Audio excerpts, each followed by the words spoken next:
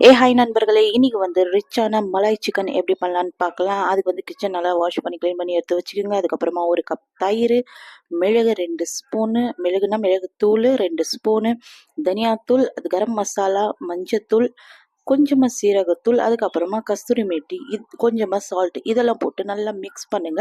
அதுக்கப்புறம் இஞ்சி பூண்டு பேஸ்ட் போட்டு நல்லா மிக்ஸ் பண்ணி ஃப்ரிட்ஜில் மேக்னேட் பண்ணி வச்சுருங்க ஒரு 20 மினிட்ஸ் 30 மினிட்ஸ் வரைக்கும்.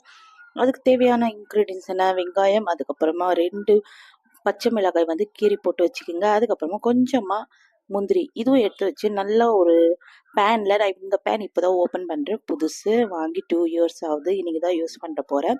இந்த பேனில் வந்து ஒரு 2-3 ஸ்பூன் நெய் போட்டு அதில் இந்த வெங்காயம், பச்சை மிளகா, முந்திரி போட்டு நல்லா வதக்குங்க. அது வதங்கினதுக்கு அப்புறமா நல்லா கிரைண்ட் பண்ணிடுங்க. கொஞ்சம் தண்ணி போட்டு நல்லா கிரைண்ட் பண்ணுங்க. அதுக்கப்புறமா அதே பேனில் வந்து ஒரு பட்டர் கியூப் போட்டு நல்லா மெல்ட் பண்ணிட்டோம். அது அரை மெல்ட்லேயே என்ன பண்ணுங்க, நம்ம மேக்னேட் பண்ணி வச்ச சிக்கன் எடுத்துகிட்டு வந்து அதையும் நல்லா மிக்ஸ் பண்ணுங்க. ஆல்ரெடி நான் உப்புலாம் போட்டதால ஸோ உப்பு அதிகமாக போடல. நல்லா மிக்ஸ் பண்ணது கொஞ்சம் லோ ஃப்ளேம்லேயே அதை வந்து மூடி போட்டு குக் பண்ணுங்க. அதுக்கப்புறமா தண்ணி எல்லாம் ஓரளவு சுண்டி வரப்போ நம்ம தண்ணி ஊற்றக்கூடாது, தயிர்லேயே தண்ணியாக மெல்ட் ஆகிடும். அது வந்ததுக்கப்புறமா நம்ம அரைச்சி வச்ச மசாலாவையும் போட்டுடலாம். அந்த மசாலா போட்டு நல்லா பாயில் ஆனதுக்கப்புறமா ஃப்ரெஷ் க்ரீம் இருக்கு இல்லையா, அது ஃப்ரெஷ் க்ரீம் ஒரு 1/4 கப் போட்டு நல்லா மிக்ஸ் பண்ணி தேவையான உப்பு போட்டு கொத்தமல்லி தூவி இறக்குனீங்கன்னா ரிச்சான மலாய் சிக்கன் ரெடி ஆகிடும்.